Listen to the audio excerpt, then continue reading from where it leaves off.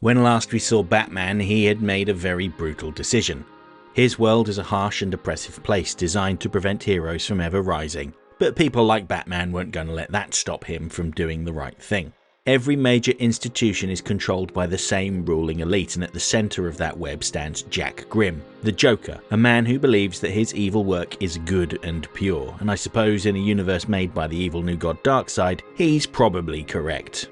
To tighten his grip on Gotham City, Grimm orchestrated riots and mass violence, pushing the city into martial law. In the aftermath, he unveiled Arc M, officially a secure facility, though no one seems entirely certain what it is. Beneath the surface, however, Arc M hides its true purpose, a vast underground complex designed to create monsters rather than rehabilitate. When Batman's closest friend, Waylon Jones, was dragged to Arc M in the middle of the night, Batman tried to save him, but he was captured by Bane, the facility's enforcer, and subjected to months of torture. Though he eventually escaped, the retaliation was brutal. His other friends, Harvey Dent, Oswald Cobblepot and Eddie Nigma, were brutalized and mutilated. But Batman refused to abandon them even if they didn't want to see him anymore. In the weeks that followed, Joker released more denizens of Arkham, all to torment Batman. Most recently it was Poison Ivy, who planned to turn the citizens into her mindless drones to fight against the Joker. She argued that in order to defeat monsters, we must become monsters ourselves. When Batman finally faced Ivy at her strongest, he took her advice to heart. Instead of saving what remained of her humanity, he destroyed it, eliminating the last piece of the person she once was, even after she surrendered.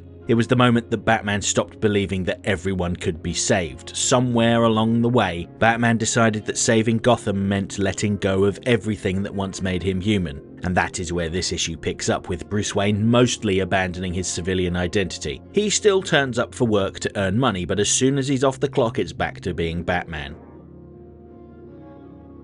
Now, while he may be more cold and closed off, that doesn't mean he is entirely alone. He's still working with Alfred as well as Harley Quinn and the Red Hoods. We can see that he's still having an impact on the city, with his logo spray painted over the top of a billboard for corrupt Mayor Hill. He has lifted the lid on the city's corruption, and people are listening to him, even if he feels like he's shouting at the tide. The opening part of the story shows how he has used his engineering skills to build a new vehicle, something that we are not calling the Bat Nasty, apparently, that allows him to escape from the police with ease, much to Commissioner Bullock's frustration.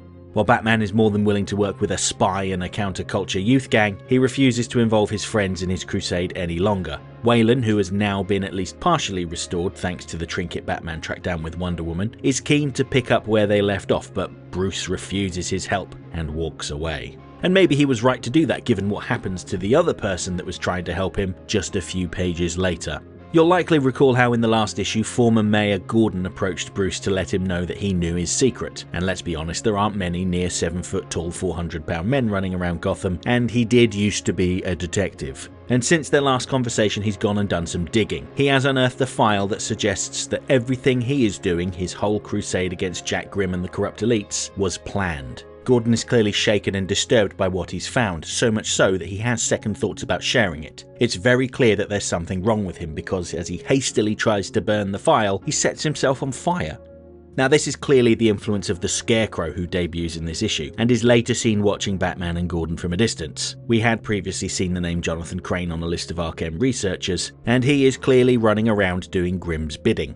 What's interesting about him is that he doesn't necessarily seem to be a creep obsessed with fear who poisons people. I mean, he might be, but he's less obvious about it. I note that he smokes cigarettes and wonder if there's something in the smoke that impacts his victims. At the start of the issue, we see how a pair of farmers stumble upon him, and for no real reason he exposes the fact that one of them was sleeping with the wife of the other. The cuckolded farmer flies into a rage and runs over his former friend with a combine harvester, turning him into paste. To top it off, some birds fly into the blades of an airplane overhead, which then crashes into the surviving farmer. I think we can take it as a given that this was no mere accident. So the Scarecrow here seems to know what people's fears are, and he forces them to confront them. Quite how this works is unclear right now. Some have suggested he may be psychic, which I hope isn't true, while others wonder if he's some sort of supernatural demon that just knows things. Personally, I think the cigarette smoke is key. Perhaps it makes people hallucinate their worst fears. But all will be revealed later on, I'm sure. Either way, it seems like the fear he brings out of Jim Gordon is that, as the former GCPD commissioner and mayor of the city, that he is complicit in its struggles. The file he tried to burn suggests that the events of the zoo, where Batman's father was gunned down, were orchestrated by Jack Grimm in order to create Batman. While I generally don't like vast conspiracy stories, I am tickled by the way that this brings together two separate ideas from other Batman media. The first is that the Joker created Batman, like in Tim Burton's Batman movie. The second is that the authorities tried to create a Batman through orchestrating a tragedy, like Amanda Waller in Justice League Unlimited, and her role in creating the new Batman, Terry McGinnis. And I swear, if we learn that Jack Grimm used nanomachines to alter the DNA of Batman to make him a towering mass of muscle, I will shriek. But this is another example of how Scott Snyder has been bringing in different elements of various Batman stories and media to make this the absolute Batman, and I like that. I'm also reminded of his New 52 run, where he famously wanted to make some big changes, like the Court of Owls ordering the murder of the Waynes, Talon being Batman's insane older brother, and the Joker being an immortal demon, but his editors made him scale back the ideas and offer them as possibilities rather than facts. I was, and remain, critical of that in the mainline books, but in an alternate universe where anything can happen, I think it's worth exploring.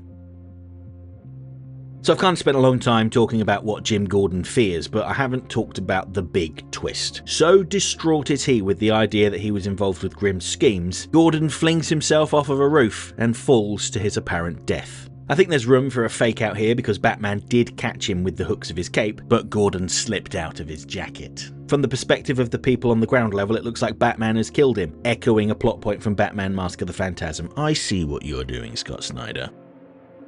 Now, there is also the possibility that it wasn't just Gordon that had been dosed by the Scarecrow, perhaps Batman has as well. The city's response to this is equally extreme. People like Commissioner Bullock rage. Regular civilians doubt Batman, and Mayor Hill makes it all about himself, like some real-world politicians with ridiculous hair, and Jack Grimm enters the spotlight with a potential solution. Grimm talks about the evil running through Gotham and how the only way to overcome it is through collaboration and cooperation. It's all very positive and uplifting, exactly the right thing to say, which makes the deception all the more insidious. He, alongside Slade Wilson, have recruited and trained 5 youngsters into their Robin program, and he has armed each of them with towering mechanical battlesuits. Their names are Dick Grayson, Jason Todd, Tim Drake, Stephanie Brown, and Duke Thomas. Now, I'm not really into anime or manga, but I swear to God, if they end up combining their battlesuits together into one massive Robin like the Power Rangers, I may very well explode.